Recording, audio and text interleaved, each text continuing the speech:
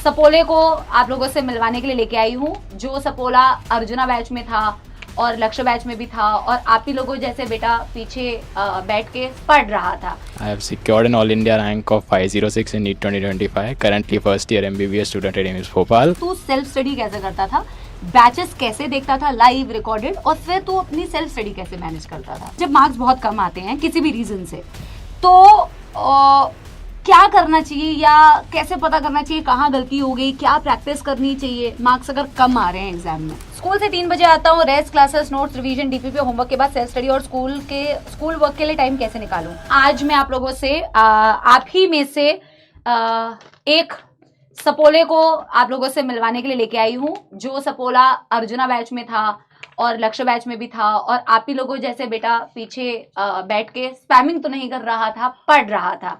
इसीलिए आज वो सपोला अपनी मेहनत से ही एम्स भोपाल में है। So I would like, I am sure you must have seen him, और अगर you have not seen him तो तुम फालतू के रील्स देखते हो बेटा। एक्चुअल वाली वीडियो देखना जाके यूट्यूब में, यूल टाइप राजवीर लक्ष्य नीट बैच, तो आपको मिल जाएगा। तो हमारे साथ है हमारे अर्जुना और लक्ष्य का सपोला Rajveer. Hello Rajveer is very happy and I am also very happy to see him. Rajveer यहाँ पे हेलो बोल। ये गाड़ी के सपोले हैं। Hi, I was also one of them in Arjuna NEET 2024. मतलब मेरे को अब ग्लिम्स आ रहे हैं अपने से। Now you will talk in English. They don't understand English. They are like very poor in English. Don't talk in English. मैं भी इनके बीच में ही था, मैं भी एक समय पे, है ना? हाँ बिल्कुल। अर्जुना और तू राजवीर जो है लास्ट ईयर हमारे नीट 2025 का सपोला जो है सिलेक्ट हुआ है, 2025 में सिलेक्ट हुआ है और आज एम्स भोपाल में है। पहले तो तू बता दे कि तू अर्जुन और लक्ष्य में अपनी जो जर्नी बता रहा था। सो बेसिकली हेलो एवरीवन, मेरा नाम राजवीर हेमराजानी है। I have secured an all India rank of 506 in NEET 2025, currently first year MBBS student at AIIMS Bhopal. So basically अभी एम्स दिल्ली वाला फेस चल रहा होगा सबका कि एम्स दिल्ली ही जाना है, और बिल्कुल रखना चाहिए।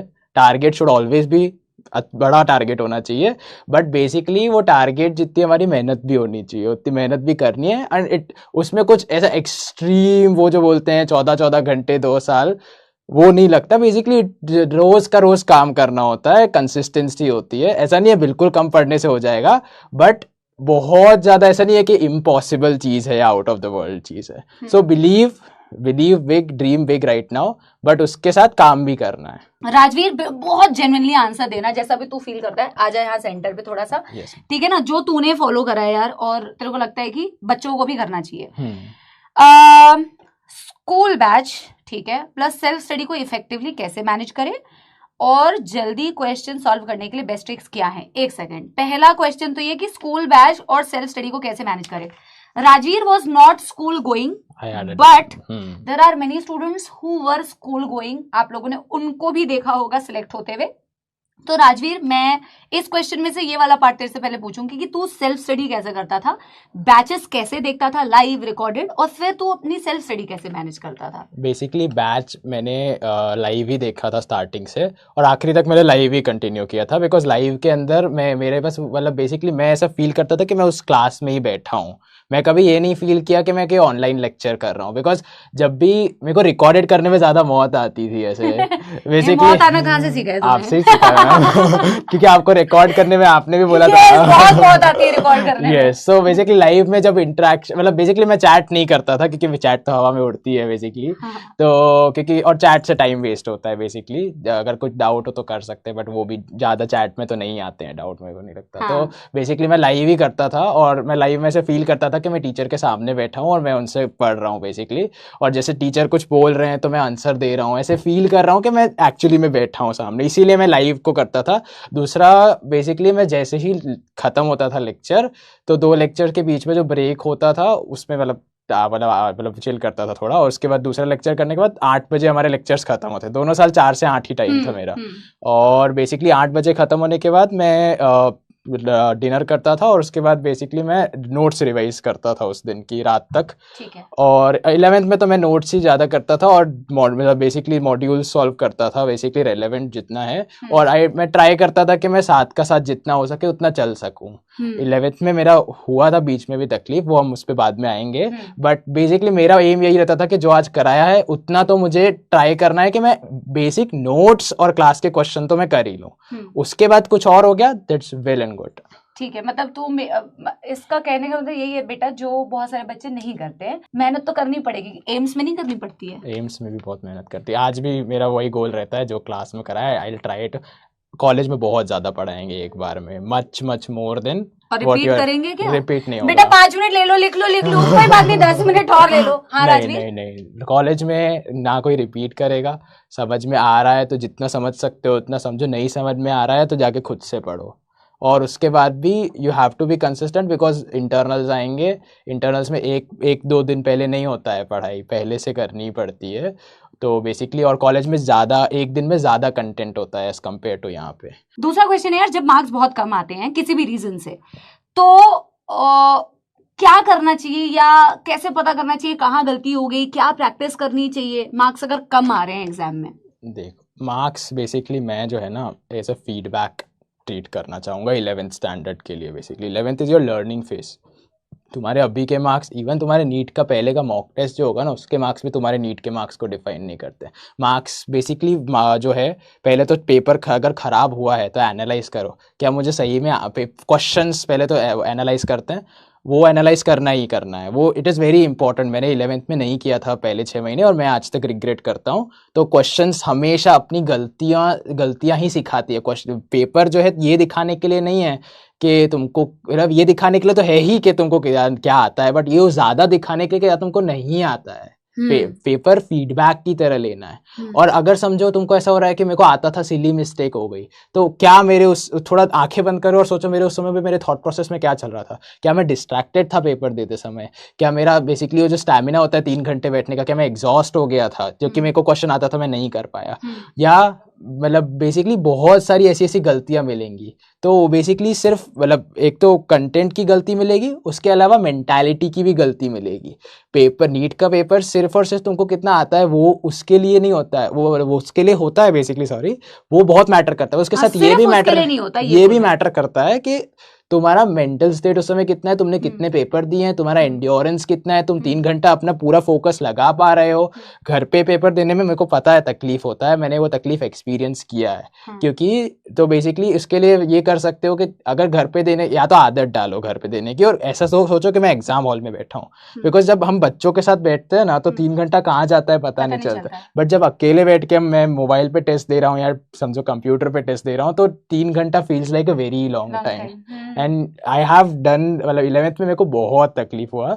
सो 12th में I did was I went to the library और वहां जाके मैं पेपर देना शुरू कर। पेपर देने के टाइम पे सही, अच्छा आइडिया ये, दिस गुड।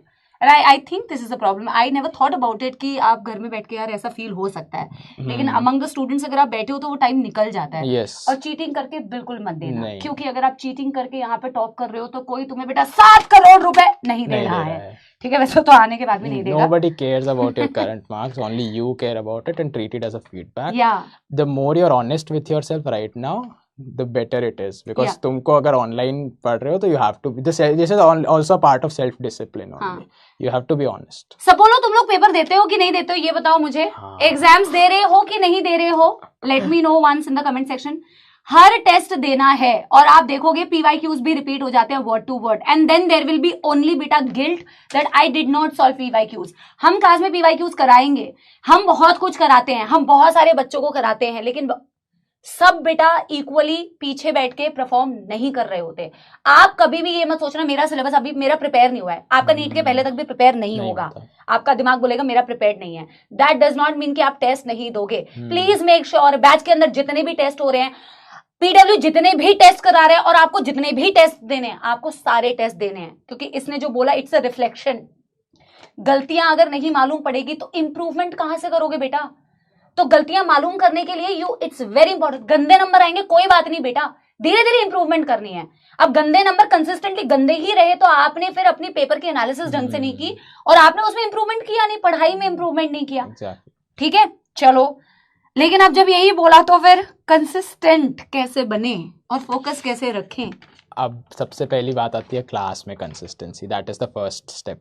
क्लास रेगुलरली करना है, that is the basic requirement. तो उसमें बेसिकली मेरे को 11th में ये हुआ था, मेरे को कभी कभी क्लास नहीं समझ में आती थी या मैं फ्रस्ट्रेटेड हो जाता था, तो मैंने 11th में ये गलती करी थी जो मैंने आखिरी में 11th में आकर रियलाइज़ करी। मैं उसको ठीक कर लेता था but it would have save time कि मैं क्या करता था, क्लास छोड़ देता था। अगर नहीं समझ आ रहा, अगर अच्छा कोई करता है ऐसा, मेरे को नहीं समझ में आ रहा, अब मेरे को नहीं ये वाली सब्जेक्ट समझ में, क्लास छोड़ देता हूँ। कितने बच्चे करते हैं एक बारी सपोज कमेंट में बताना एक बारी। और बाकी बेटा कंसिस्टेंसी और किस तरीके से मेंटेन रखना है, अपना गोल देखो कि what is your goal. If you realise that what you want to be, then you will understand why do you need to be discipline and consistent. आप फिर कामचोरी नहीं करोगे। अगर आपको मालूम है मुझे डॉक्टर बनना है तो बेटा बिना पढ़े तो आप नहीं बन सकते हो। अच्छा, एनसीईआरटी को याद कैसे रखें? हाँ बिल्कुल, पहले तो सबसे पहले एनसीईआरटी को रटने की कोशिश मत करना, क्योंकि कर लोगे बट एनसीईआरटी से अब सीधे क्वेश्चन आते हैं बट बहुत सारे क्वेश्चन एनसीईआरटी के कॉन्सेप्ट से आते हैं। कॉन्सेप्ट कहाँ से हम सीखेंगे? हम लेक्चर से सीखेंगे। लेक्चर के साथ ट्राई करा करोगे, नोट्स बनाओ, बिकॉज एक तो एंगेजमेंट बढ़ेगी, नींद नहीं आएगी। ऑनलाइन में ये भी तकलीफ होता है कि नींद आने लगती है अगर तुम नोट्स नहीं बना रहे हो, तुम एंगेज नहीं हो क्लास में। तो एंगेजमेंट बढ़ाने के लिए नोट्स लिखो, कोई टीचर कुछ पूछ रहा है तो मतलब वो करो, आंसर दो, ट्राई करो। और मेन बात ये है उस नोट्स से तुम कॉन्सेप्ट सीखोगे और वो कॉन्सेप्ट्स के बाद जाके तुरंत जो नोट्स रिवाइज करने के साथ मैं बोला, मेरा ये भी था कि मैं वो पर्टिकुलर टॉपिक की एनसीईआरटी भी साथ में पढ़ूंगा, एटलीस्ट एक रीडिंग करूंगा मैं। और उसके बाद एनसीईआरटी याद बिल्कुल करनी है, बट मेरे को ऐसा था कि मेरे को एग्जैक्ट लाइनें याद करने में थोड़ा तकलीफ होता था। तो मैं कैसे पढ़ता था एनसीईआरटी? इंटरेस्टिंग बनाने के लिए। एनसीईआरटी मुश्किल है पढ़ना, बहुत बार ऐसा लगता है कि बहुत बार पढ़ लिया, अब मज़ा नहीं आ रहा है। तो मैं क्या करता था, मैं एक लाइन पढ़ता था, मैं सोचता था मैं कौन से चैप्टर से इसको कैसे रिलेट करूँ। मैं और हर एक, biology is a very very integrated subject, हर एक चैप्टर किसी और चैप्टर से रिलेट हो जाता है, हर एक चीज़ किसी और चीज़ से रिलेट हो जाती है। फिजियोलॉजी के इतने सारे चैप्टर हैं जो हर एक चीज़ से हर एक चीज़ आपस में रिलेट होती है। Biology is very beautiful in that sense. तो उस तरीके से तो मैं रिलेट कर करके पढ़ता था और रिलेट कर करके याद करता था। हिपोकैम्पस होता है लॉन्ग टर्म मेमोरी, तुम पढ़ोगे। तो हिपोकैम्पस अगर पढ़ा दिया होता ना राजवीर तो भी इनको याद नहीं होता। तो हिपोकैम्पस कहेंगे मैम यार सीनियर्स के सामने बेइज्जती मार रही हो। बेटा इज्जत ज्यादा है भी नहीं तुम्हारी, तो टेंशन ना लो, ठीक है। So hippocampus is a associative structure. तो बेसिकली तुम जब चीज़ों को एक दूसरे से लिंक करते हो ना, तो तुमको बहुत ज़्यादा अच्छे से याद आती है। स्पेशली मेरी मेमोरी पैटर्न ये था कि मैं जब चीज़ों को लिंक करता था तो मुझे एनसीईआरटी की लाइन याद रहने लग जाती थी, रादर देन जब मैं रॉट लर्निंग करने की कोशिश करता। मैंने वो भी ट्राई किया हुआ है बट मैं नहीं कर पाता था। मैं आधे घंटे 45 मिनट्स बाद मैं नहीं और पढ़ पाता था उसको। तो मुझे मज़ा लेके पढ़ना, कॉन्सेप्ट समझ के पढ़ने में मज़ा आता था। अब कोई लाइन लिखी है, अगर मुझे उसका मतलब समझ नहीं आ रहा तो मुझे मज़ा नहीं आता था वो पढ़ने में। तो मैं उसको सीधा रट नहीं पाता था। तो मैं इसलिए लेक्चर के नोट्स करता था हमेशा। लेक्चर के नोट्स में मैंने 6-7 बार तो गो थ्रू कर ही लिए थे इन 2 सालों में। एनसीईआरटी बहुत बार गो थ्रू की थी मैंने, बट लेक्चर के नोट से क्या था, मेरे कॉन्सेप्ट्स बिल्ड हो गए थे जो होने चाहिए। बहुत सारी ऐसी चीज़ें जो एनसीईआरटी सिर्फ लाइनों में दे के छोड़ देती है, पर उसके जो डायग्राम है वो क्लास में होते हैं और वो सेम डायग्राम एग्जाम में आ जाते हैं। तो यही बताते हैं रट्टा मत मारो। बच्चों को क्या लगता है, पता है, बहुत सारे ऐसे बच्चे होते हैं जो बायोलॉजी की क्लास स्किप कर देंगे कि हमको तो एनसीईआरटी रटनी है। पर मेरी तो अटेंडेंस सही आती है। मेरी तो बढ़िया अटेंडेंस आती है, स्किप तो नहीं लगता है करते। आप बढ़िया पढ़ाते हैं ना। लेकिन एकदम सही बोल रहा है राजवीर। एंड बेटा वाई वी से पेपर एनसीईआरटी से आया है, लेकिन पेपर एनसीईआरटी से आया है तो आपको भी मालूम है, लेकिन सिलेक्शन बेटा क्यों नहीं हो पा रहा है? यानी कि आपको एनसीईआरटी को समझने के लिए यू नीड अ टीचर जो आपके एनसीईआरटी की इन डेप्थ लाइन को बढ़िया तरीके से एक्सप्लेन करे। फिजिक्स केमिस्ट्री मान ले यार थोड़ी सी टफ लग रही है बच्चों को, तो कैसे उसको मैनेज करना चाहिए कि यार क्या उस चीज को छोड़ दें, क्या उसमें से उससे पीछे भागने लग जाए अगर टफ लग रही है? क्योंकि यार सिलेक्शन तो देखो ऑब्वियस सी बात है बेटा, 360 की बायो है और उसको आप डिनाई नहीं कर सकते हो। अगर आप बायोलॉजी अच्छी नहीं करके आते हो तो सिलेक्शन बहुत मुश्किल है, ये मान लो। लेकिन केवल ये भी मत सोचो कि उसमें बहुत बेस्ट होगा और उसमें बेटा 100 में से 20 नंबर आ रहे हैं, सिलेक्शन हो जाएगा, तो ऐसे नहीं हो सकता। तो you have to create a balance. तो कैसे बैलेंस क्रिएट? फिजिक्स केमिस्ट्री का टफ लग रही है, कैसे प्रिपेयर करें? पहली बात तो टफ है बट करना ही है, और दूसरा कि केमिस्ट्री और फिजिक्स में क्या है, मतलब लगती है टफ। सो बेसिकली पहले तो क्लास में बहुत अच्छे से सुनो और सुन लिया, कॉन्सेप्ट समझ लिए, फिर क्लास के क्वेश्चंस को एक बार करो तुम। क्लास में हर एक टाइप का फिजिकल केमिस्ट्री की बात चालू करते हैं। फिजिकल केमिस्ट्री में क्या है, तुम क्लास के क्वेश्चंस में हर एक चीज़ कवर हो जाती है, हर एक टाइप का। फिजिकल केमिस्ट्री में बेसिकली हम limited number of types of numerics होते हैं जो बनते हैं नीट के अंदर। बहुत रेयरली ऐसा होता है कि बहुत out of the world numeric आया है। तो बेसिकली फिजिकल केमिस्ट्री में क्लास के ही क्वेश्चंस तुम अगर बार बार कर लोगे, तुम क्लास के क्वेश्चंस, क्लास खत्म हुई, क्लास के बाद क्लास के सारे क्लास के कंसेप्ट नोट्स रिवाइज किए, उसके बाद क्लास के क्वेश्चंस कर लिए, तो तुम्हारे बेसिकली एक तुमको पता चल जाएगा कि अच्छा ऐसा क्वेश्चन आएगा तो मुझे कैसे अप्रोच करना है, ऐसा क्वेश्चन आएगा तो मुझे कैसे अप्रोच करना है। बात क्या है, अप्रोच बिल्ड करने का तकलीफ है। आंसर कैलकुलेशन करके सब निकाल देते हैं, हमको अप्रोच में तकलीफ आती है। तो अप्रोच बेसिकली तुम्हारे क्लास के क्वेश्चन से डेवलप होगा। तो बहुत सारे लोग क्या करते हैं, जो क्लास के क्वेश्चंस को निग्लेक्ट करते हैं कि ये तो करा रहे हैं, मैं कर लिया। इनको मुश्किल लग रहा है, तुझे भी मुश्किल लग, आई थिंक इनकी फिजिकल केमिस्ट्री स्टार्ट हुई, अगर मुश्किल लग रहा है यार, मुझे भी लगा था। फिजिकल केमिस्ट्री बेसिकली अभी तुम नए आए हो, तुमको ओरिएंटेशन नहीं है कि उस सब्जेक्ट को पढ़ना कैसे है। अभी तुम 1-1.5 महीना हुआ है शायद बैच चालू हुए। हाँ यार 1 महीना। हाँ, तो बेसिकली 1 महीना हुआ है, तो तुमको अभी इतना ओरिएंटेशन नहीं है कि सब्जेक्ट को कैसे पढ़ना है, and you are bombarded with like a lot of stuff in physical chemistry. So give it time, that's what I will say. लगेगा डिफिकल्ट, लगेगा, आसान क्वेश्चन से स्टार्ट करो, क्लास के आसान क्वेश्चन से स्टार्ट करो। क्लास के क्वेश्चन में नहीं समझ में आया कोई क्वेश्चन तो उसका सर का एक्सप्लेनेशन देखो and try to solve it once with, मतलब खुद से सॉल्व करने की कोशिश करो, 1-2 बार खुद से सॉल्व करो, फिर मूव ऑन टू बुक्स। उसके बाद भी chemistry is very integrative subject. Mole concept तुम बोल रहे हो, मोल कंसेप्ट सॉल्यूशन से भी लिंक होगा, मोल कंसेप्ट बहुत सारी चीज़ों से लिंक होगा। मैं सिर्फ इतना कहूँगा कि तुम्हारा जो फिजिकल केमिस्ट्री सबको अभी डिफिकल्ट लग रहा है, तुम उसको टाइम दो, सेम टीचर के साथ परसिस्ट करो, what I will say, because time waste होगा अगर तुम इधर उधर जाओगे। हर एक टीचर बहुत अच्छा होता है। बेसिकली उसी टीचर की क्लास को बहुत अच्छे से सुनो, सारी क्लासेस अटेंड करो, वो हमने देख लिया, उस क्लासेस के सारे क्वेश्चंस करो, और उसमें भी बहुत सारे ऐसे क्वेश्चंस तुमको बुक्स में मिलेंगे। क्लासेस के अंदर वो छाट के क्वेश्चन लाते हैं कि इस पर्टिकुलर टॉपिक के ही कौन से क्वेश्चन है जिसमें और कोई इंटीग्रेट नहीं हो रहा है। बुक्स में क्या होता है, they want to integrate, because NEET में इंटीग्रेटिव सवाल आते हैं। सो बहुत सारे क्वेश्चन ऐसे लगेगा कि यार अभी मैं ये कर रहा हूँ बट मुझे ये तो कुछ अलग ही दिया, ये क्लास में पढ़ा। ऐसा नहीं, वो क्लास में नहीं पढ़ा, वो पढ़ाया जाएगा। उसको छोड़ो थोड़े टाइम के लिए, उसको राउंड करो, और बेसिकली फिर उसके बाद जब धीमे धीमे जब तुम्हारा जैसे ही 11th खत्म होगा ना, यू विल फील कि तुमने अगर अच्छे से ये बात फॉलो करी कि क्लास के नोट्स मैंने अच्छे से किए, गिव अप नहीं किया और सारी चीज़ें समझी, हर एक कॉन्सेप्ट को मैंने समझा और हर एक क्लास का क्वेश्चन किया, तो तुमको आखिरी में फील होगा कि अच्छा ये पूरा एक सर्कल बन गया। बेटा हर सब्जेक्ट की ना रिक्वायरमेंट अलग होती है, और बिल्कुल सही बात बोल रहा है। अगर कोई आपसे ये कह रहा है कि नहीं भाई बहुत एक्स्ट्रा पढ़ लो उससे सिलेक्शन हो जाएगा, let me tell you students, आपके 360 में से मिनिमम तो बेटा 340 से 350 marks worst to worst situation में कैसा भी पेपर आ जाए तो भी बन जाएंगे, अगर आप बैच के अंदर जो नोट्स फॉलो करते हो जो एनसीईआरटी बेस्ड होते हैं, और उससे आपका सिलेक्शन हो जाता है। ये दिमाग में सेट करो। मैंने सिर्फ बायोलॉजी के लिए मैं बोल रहा हूँ, मैंने सिर्फ बैच की नोट्स 6-7 बार 8 बार, और एनसीईआरटी मेरे को भी नहीं पता मैंने कितनी बार पढ़ी है, सिर्फ NCERT, and then I scored 346 in a paper. It is very hard, like very different from the very different I won't say hard, hard is not the right word, very different। वो बहुत सारे लोगों को लगा NCERT के बारे में, but वही तो बोल रहा हूँ, एनसीईआरटी को पढ़ के उसका कॉन्सेप्ट समझना, वो लिंक था पिछले साल का पेपर में, ये समझता हूँ। और इसीलिए आपने जो बोला ना कि एनसीईआरटी के अरे नोट्स नहीं पढ़ता था, कि नहीं, मतलब बेसिकली मैं वो बाहर का कंसिडर करता ही नहीं था, मैं वो समझ जाता कि मैम ये समझा इसीलिए रही है ताकि हमको एनसीईआरटी समझ में आ सके। और मैं बहुत फालतू भी नहीं बताती हूँ यार, कि एकदम ही ना आउट ऑफ कॉन्टेक्स्ट हो जाए कि मुझे क्या क्या आता है बता देती हूँ। मेरे को क्या आता है बेटा, उससे आपका फर्क नहीं पड़ेगा कि मेरे को कितनी ज्ञान की बातें पता है और मैं तुम पे चिपका दूं। बेटा तुम्हारे लिए क्या रिलेवेंट है वो तो मैं ध्यान रखना है।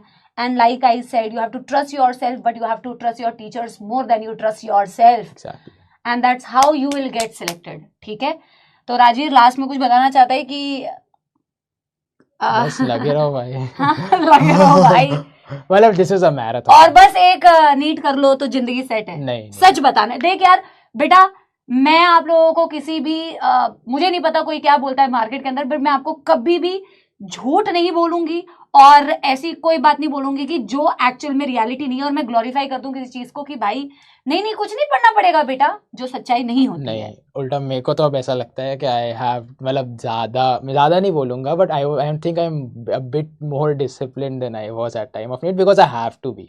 मेरा 8:30 से 4:30 कॉलेज है, उसके बाद मेरे को खुद का भी पढ़ना है, उसके बाद मुझे समझो एक्सरसाइज भी करनी है, उसके बाद मुझे कुछ दोस्तों रन करता था ये। आई होप राजवीर से मिलके तुम लोगों ने कुछ ना कुछ बेटा सीखा होगा। राजवीर के लिए कुछ मैसेज छोड़ देना, या आपने कोई भी चीज बेटा आज आपको मोटिवेट की हो, do let us know in the comment section, ठीक है? और बता देना कमेंट सेक्शन में कैसा लगा। और ऐसे आप लोगों से हम आप ही के जैसे बेटा सपोलो को क्लास में लेके आएंगे, बिकॉज यू गेट इंस्पायर्ड बेटा, and you should actually get inspired कि अगर ये कर सकते हैं तो आप भी कर सकते हैं। Thank you so much for बेटा coming and attending the session, है ना? वैसे तो थैंक यू, तुम्हें तो क्या ही बोलना चाहिए, बट कोई बात नहीं बेटा, बोलना पड़ता है। राजवीर चलें फिर, टाटा बाय बाय करें। चलो बाय। ठीक है, बाय बाय। अब हम अगले हफ्ते मिलेंगे। Thank you, bye bye.